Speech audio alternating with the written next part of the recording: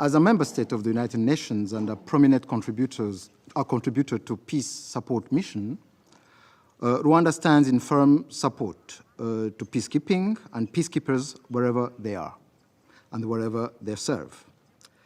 This is precisely why Rwanda insists on accountability and transparency for all those who are mandated by the UN Security Council to serve the cause of peace. Allow me here to bring more clarity on the conflict in Eastern DRC. This conflict was not started by Rwanda, but the burden has been placed squarely on Rwanda's shoulder. In addition, actions taken by different actors have enabled the DRC to escape its responsibilities, particularly as regards to leadership and governance failures. The root causes of this conflict go back first to the continued preservation of the FDLR genocidal militia, despite its record of ethnic massacres, recruitment of child soldiers, and destabilization of both Rwanda and the DRC. It is unfortunate that some in the international community conveniently continue to ignore its existence. The recent capture and handover to Rwanda of FDLR members, including a senior commander, has provided even more evidence of how the DRC government integrated FDLR fighters into its national army. Kinshasa gave them weapons, resources, and a platform to continue their genocide ideology. Secondly, the systematic persecution that Congolese Kinyarwanda speakers, particularly Tutsi communities, is linked to colonial legacy. This includes communities in South Kivu and Ituri provinces. Among the consequences of the discrimination, violence, and ethnic cleansing in the DRC are the hundreds of thousands of refugees in Rwanda, Uganda, and other countries in our region that have been living mostly in refugee camps, unable to safely return to their homes for many years. Given the situation, what is to be expected from Rwanda? Why is Rwanda disproportionately targeted? It is not clear. What is clear to us in Rwanda is that the defensive measures we have put in place will remain until there is a credible framework for long-term security guarantees along our border with the DRC. Madam President, the case of MONUSCO has been particularly troubling, as reflected in the report we have just received. There has been a recurrent pattern of MONUSCO's deliberations being used to push a narrative that fails to reflect reality on the ground. Sadly, today's report is no exception. While it accurately cites abusive armed groups like the ADF, Codeco, the Kinshasa-backed FDLR, genocidal militia, and even DRC forces as the main perpetrators of human rights violations, the report continues to single out other actors as the primary cause of instability in Eastern DRC. As such, the report shows a clear pattern of bias in the reporting of the security crisis in that region. MONUSCO's long-standing failure to implement the mandate it was entrusted with 25 years ago, that is the eradication of all armed groups, including the FDLR genocidal militia, which has operated with total impunity in Eastern DRC for the past 3 decades.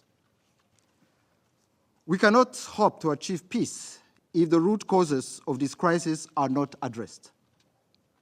I was personally sitting in this council on 28th of March 2013 when Resolution 2098 was adopted to deploy a Force Intervention Brigade, FIB, within MONUSCO, with a specific mandate to neutralize all armed groups, including the FDLR. However, operational focus was exclusively directed at the M23, and MONUSCO FIB refused to neutralize the FDLR, which continued to create havoc in Eastern DRC even today in 2025. In fact, since 2003, This Council has reiterated the need to address the threat of the FDLR through more than 20 different resolutions. Yet, after billions of dollars spent on what remains the UN's most expensive peacekeeping mission in history, meaningful results remain elusive. As a result, Congolese civilians, especially Tutsi, have continued to be targeted for persecution, discrimination, and forced displacement. In October 2023, a whole village, 300 homes of Congolese Tutsi, was burned down by DRC-backed militias in Turo village, Masisi territory. And where was MONUSCO at that time? Since February this year, the Banyamulenge villages in South Kivu, Minembwe, South Kivu, are being bombed by attack drones and fighter jets from DRC. Where is MONUSCO? And there is an issue of governance and political inclusion that needs to be addressed by DRC. Madam President, since the resurgence of hostilities in October 2021, MONUSCO has failed to contribute constructively to the escalation or to peace efforts. More alarmingly, MONUSCO provided direct support to the military operation of the DRC coalition, placing itself in a situation of belligerence, even sometimes fighting alongside the same groups it was created to neutralize. I should here note the presence of European mercenaries in this coalition, those mercenaries who were deployed in violation of a UN Convention of 1989 and who were working alongside the DRC Army and MONUSCO. Rwanda has raised these concerns repeatedly before this Council, but they have never been addressed. SRSG Bintu Keita and MONUSCO have also contributed to the distortion of facts surrounding recent developments.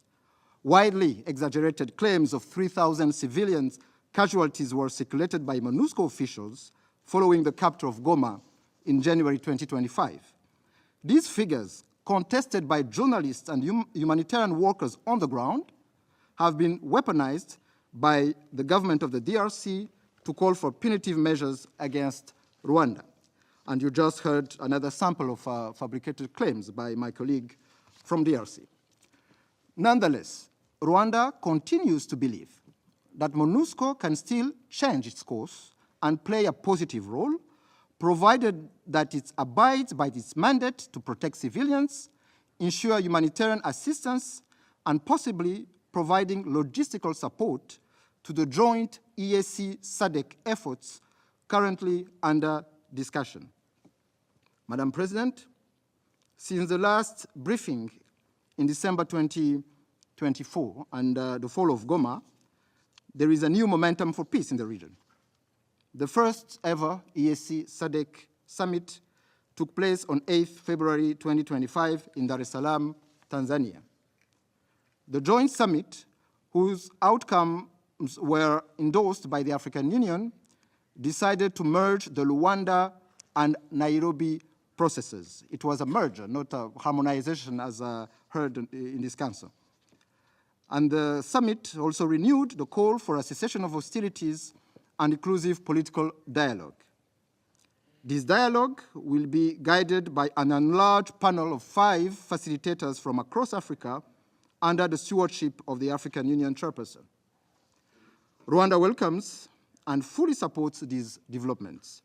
In particular, we welcome the recent decision of the AFC M23 to reposition its forces from Walikale in support of peace initiatives underway, as well as the DRC's announcement that all offensive operations by FRDC and Wazalendo will be halted.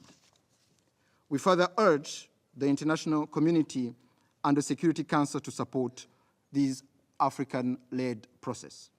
To conclude, Madam President, I would like to reiterate that for the last 31 years, Rwanda has worked hard to build unity, reconciliation, stability, and economic growth to promote the rights of vulnerable groups across the board.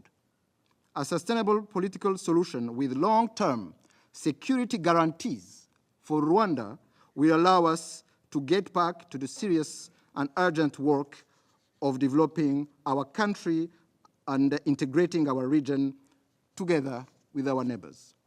Rwanda has always wanted a lasting political and security settlement for the region.